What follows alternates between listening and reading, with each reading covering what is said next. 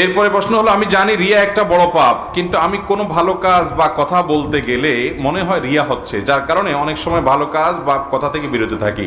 এটা কি শয়তানের কোনো ওয়াসওয়াসা? এটা শয়তানের ওয়াসওয়াসা হওয়ার সম্ভাবনা বেশি।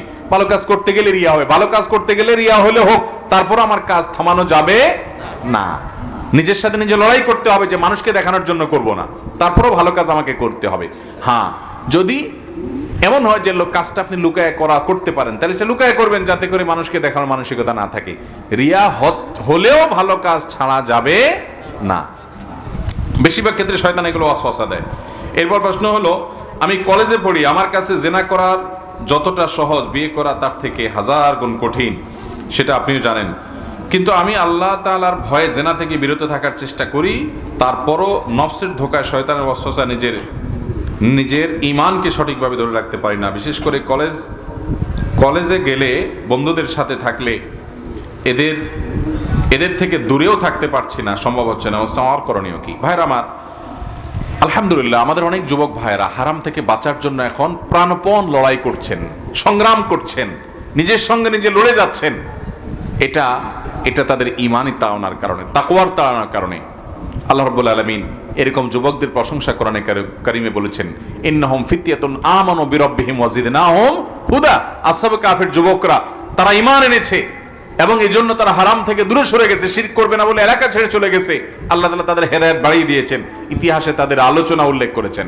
এই যুগের যুবকরা, বিশেষ করে জেনার হাতছানি চতুর্দিকে, আপনারা বাঁচতে পারছেন না, সূরা ইউসুফটা বিশেষ করে পড়বেন। কোন সূরা পড়বেন?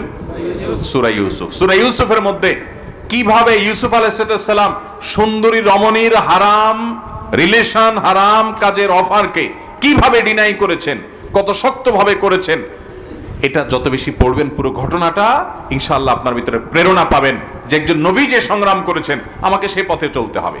আল্লাহ তাআলা আমাদের যুবক ভাইদের হেফাজত থাকার তৌফিক দান করুন। খারাপ বন্ধুদের সাথে চলবেন না। যে বন্ধু তার এরকম হারাম সম্পর্ক আছে, দাঁড়াইলেই বাজে কথা বলে, আরেক মেয়েদেরকে নিয়ে আলাপ আলোচনা করে, আজে বাজে মেসেজ দেয়, ইপটিজিং করে, বাজে কল্পনা জল্পনা মেয়েদেরকে নিয়ে করে, আলাপচারিতা করে, নিকৃষ্ট বন্ধু, জাহান্নামে যাওয়ার জন্য এরাই যথেষ্ট। খবরদার, এসব বন্ধু থেকে বাঘের মতো, বাঘদের যেরকম পালান, এদেরকে দেখে সেরকম পালাবেন। নামাজি ভালো মানুষ খুঁজবেন। আপনি বলবেন পাই না, তাহলে একলা চলবেন, কিন্তু নিজেকে বাঁচানোর চেষ্টা করবেন। এবং এই ধরনের পরিস্থিতিতে দ্রুত বিবাহের কোনো বিকল্প নাই।